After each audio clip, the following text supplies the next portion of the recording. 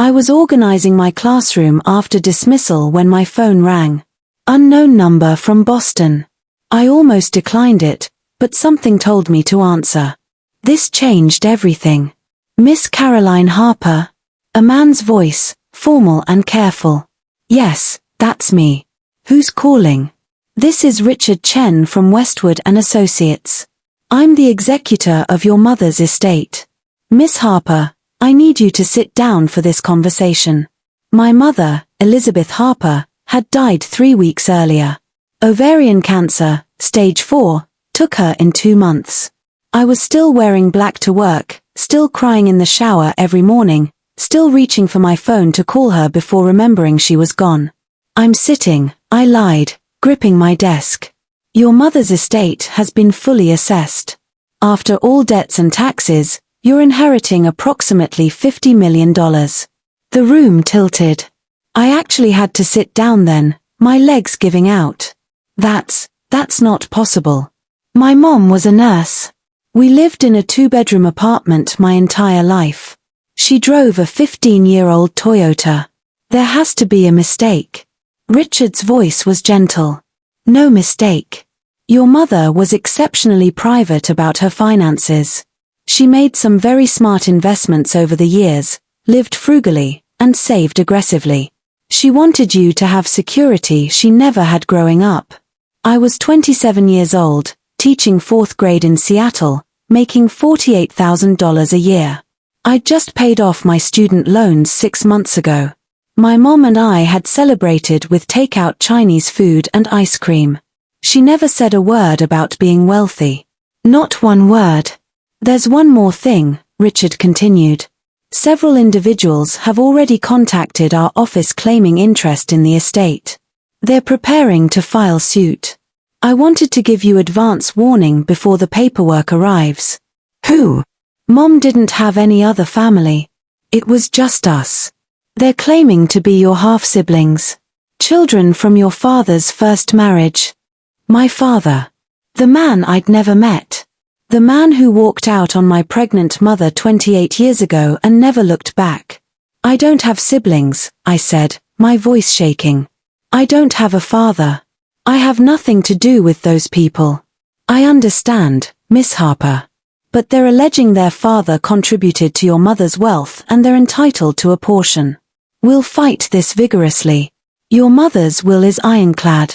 But I wanted you prepared. After we hung up, I sat in my empty classroom for an hour, staring at nothing. My best friend Maya lived 3 blocks away. I texted her, emergency. Need you. She arrived in 10 minutes, her nursing scrubs still on from her shift. Caroline, what happened? Are you okay? I told her everything. The inheritance. The lawsuit. The half-siblings I'd never known existed. Maya's face went from shock to fury in seconds. $50 million? Your mom was secretly rich. And now these random people want to steal it. They say their dad helped her earn it. But Maya, he left before I was born. He abandoned us completely. My mother never talked about my father. All I knew was his name, David Morrison. When I was 8, I found my birth certificate in a drawer. Father, David James Morrison. That was it. Once, when I was 13, I asked her why he left. She looked at me with such sadness. Baby, some people aren't built to stay. Your father was young, scared, and selfish. He made his choice. But I made mine too. I chose you, every single day. And I'd do it again 1,000 times. She never dated, never remarried. It was just us against the world. She worked double shifts at Seattle General Hospital, made sure I had everything I needed, helped me with homework at midnight after her shifts, drove me to every school event in that beat-up Toyota. And apparently, she was quietly building a fortune the whole time. The lawsuit papers arrived 5 days later via certified mail. Morrison versus Harper Estate. 3 plaintiffs. James Morrison, age 35. Victoria Morrison, age 33. Nathan Morrison, age 30. My alleged half-siblings. Their lawyer claimed David Morrison had been married before he met my mother. Had 3 kids with his first wife, Sandra. That marriage fell apart when David had an affair with my mother, a young nurse at the hospital where he worked as an administrator. According to their story, David left his first family for my mother. They were together for 2 years before she got pregnant with me. Then he panicked, abandoned her, and eventually reconciled with his first wife. The lawsuit alleged that during those 2 years, David had given my mother financial advice, seed money for investments, and business connections that led to her wealth. Therefore, his estate, and by extension, his other children, had claim to a portion. They wanted $20 million. I hired an attorney named Patricia Woods, a estate litigation specialist recommended by Richard Chen. Her office overlooked Elliott Bay, all glass and steel and expensive furniture. They have no case, Patricia said after reviewing everything. David Morrison gave your mother nothing. I've gone through every financial record. Your mother started with $5,000 she saved from nursing shifts. She invested in tech stocks in the 90s, got lucky with Amazon and Microsoft early, diversified smartly, and built her wealth over 28 years completely independently. So why are they suing? Because $50 million makes people do ugly things. They're hoping you'll settle. Pay them something to go away. Most people would rather lose a few million than fight. I leaned forward. I'm not most people. My mother built that wealth working double shifts while raising me alone. While their father was off living his life, pretending I didn't exist. They don't get a dime. Patricia smiled. Good. Because we're going to destroy them. I hired a private investigator named Marcus Webb. Former FBI, now working private cases. He came to my apartment with a thick folder. Your father's other family isn't what they're presenting, Marcus said, spreading documents across my coffee table. David Morrison had died 2 years ago. Heart attack at 58. Left behind his wife Sandra and their 3 adult children. James Morrison, the oldest, is a venture capitalist. Worth about $8 million personally. Victoria Morrison runs a successful marketing firm. Worth roughly $5 million. Nathan Morrison is a surgeon. He's doing fine too. I stared at the financial documents. They're already rich. Why do they need my mother's money? Marcus pulled out more papers.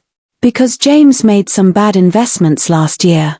Lost $3 million in a crypto scheme. Victoria's firm is being sued for breach of contract. She's looking at $2 million in damages. And Nathan just went through an expensive divorce. His ex-wife got half of everything. They're not struggling, I said slowly. They're just greedy. Exactly. And here's something else. Marcus showed me old photos. Your father never cut them off.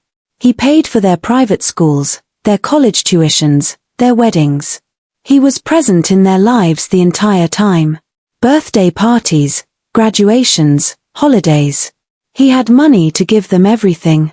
Photos showed David Morrison, tall, graying, distinguished at various family events. Hugging James at his college graduation. Walking Victoria down the aisle. Holding Nathan's first child.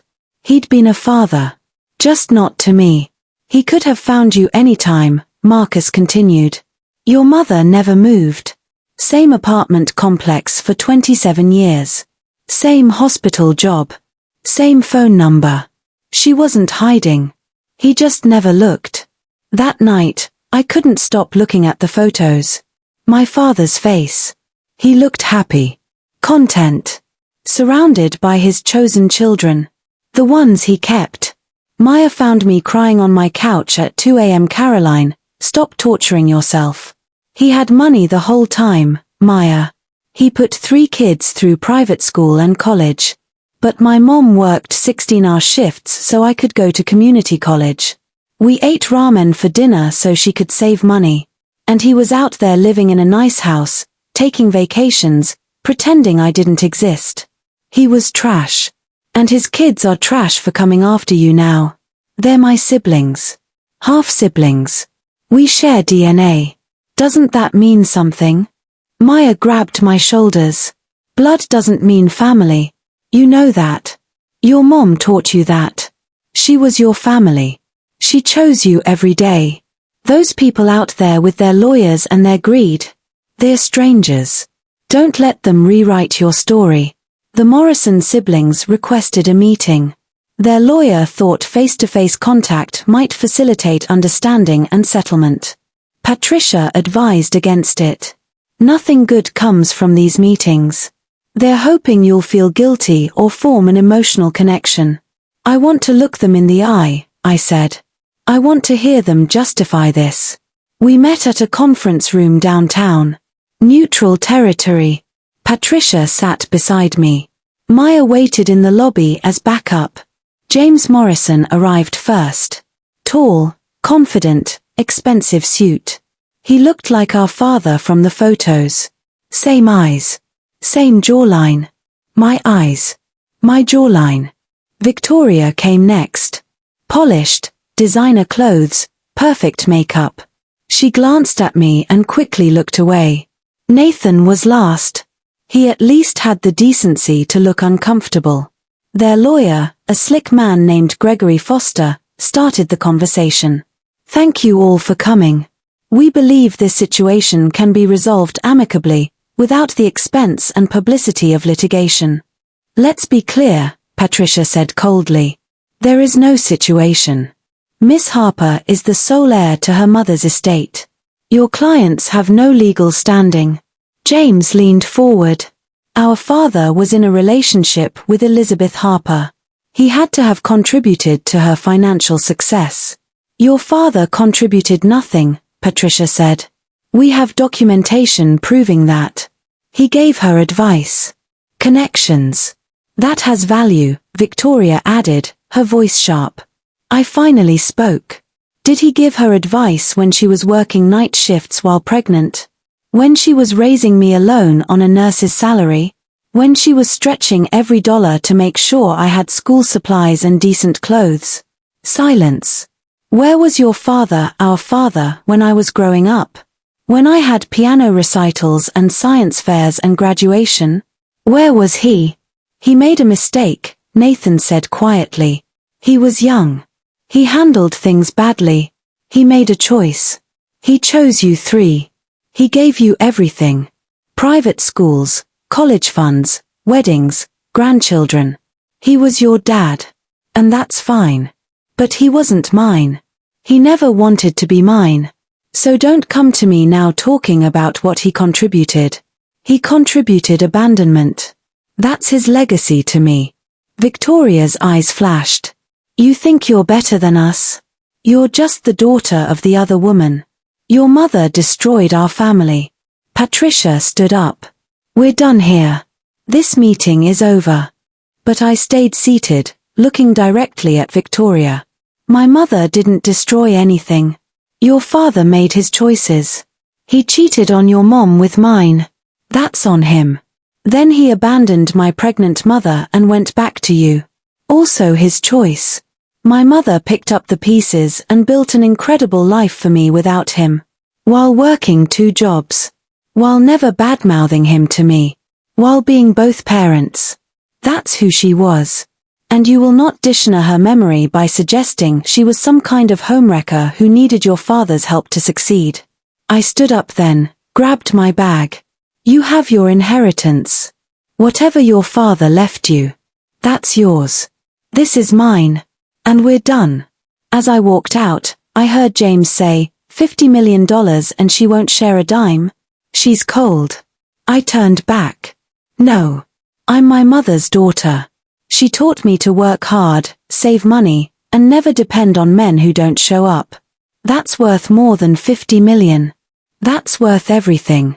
The lawsuit went to court 3 months later. Judge Robert Martinez presided, a no-nonsense former prosecutor in his 50s.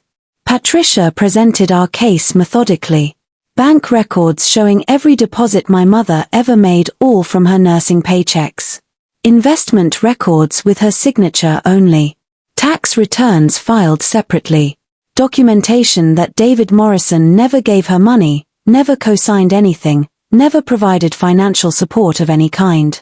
The Morrison siblings' lawyer tried to argue intellectual property and advisory contribution. That David's business knowledge had been essential to Elizabeth's success. Your Honor, Patricia said, Miss Harper's mother invested in publicly traded stocks.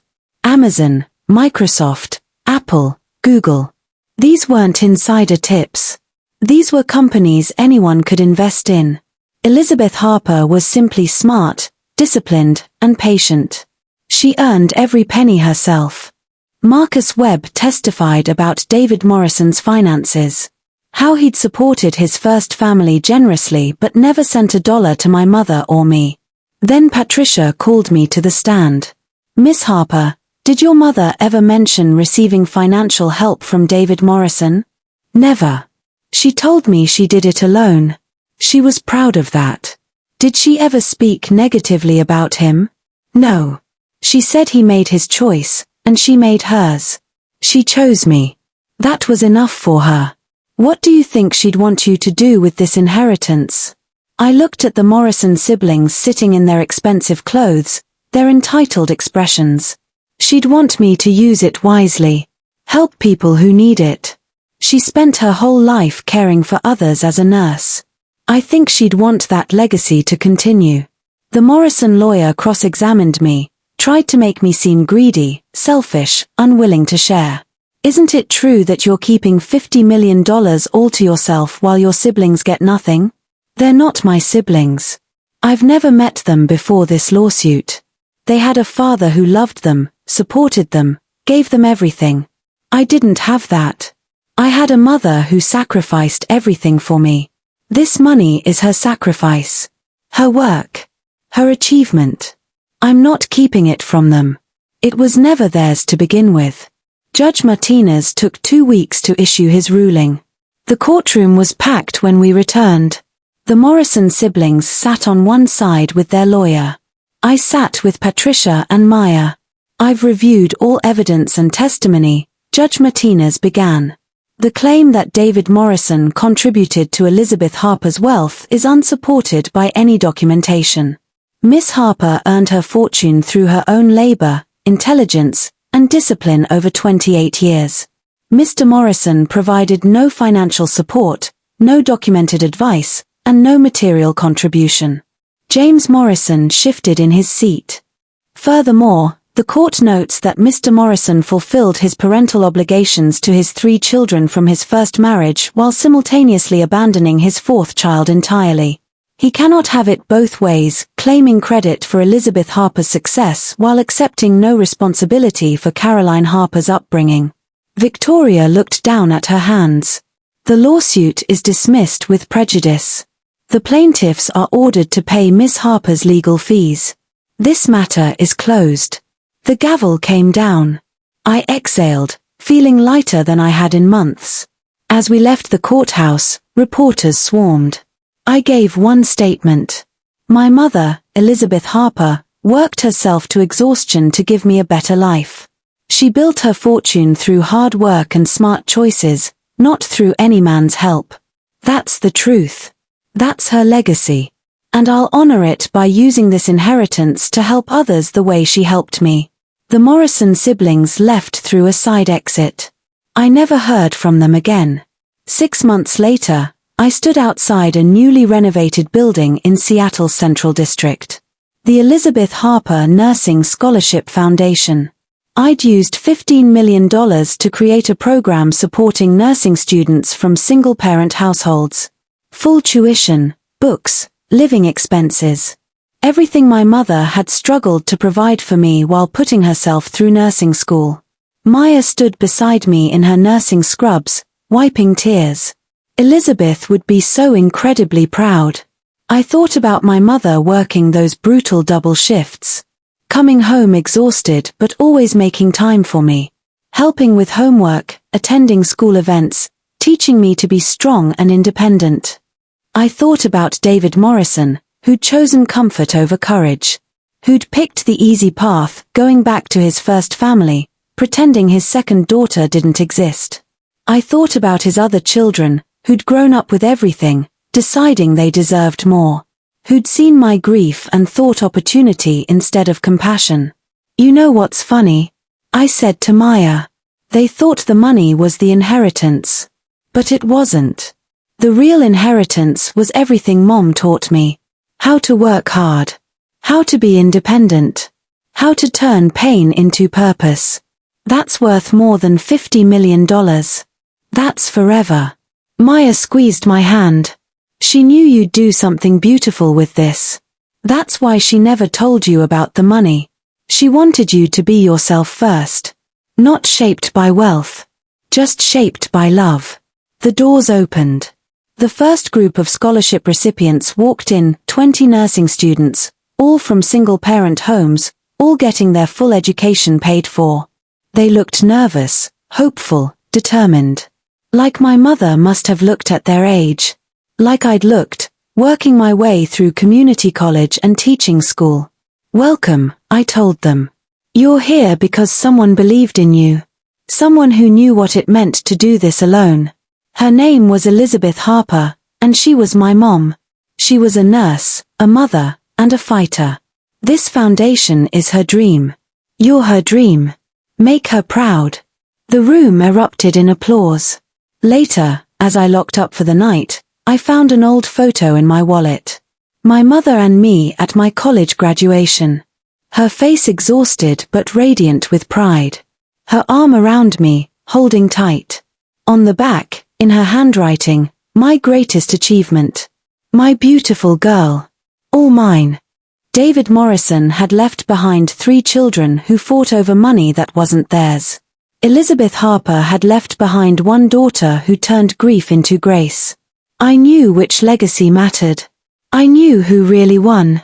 And standing there in that building bearing my mother's name, knowing 20 students would get chances they deserved, I finally felt the weight lift. The Morrison siblings had their father's name and his money. I had my mother's strength and her love. That inheritance was priceless. That inheritance was everything. And no lawsuit could ever touch it.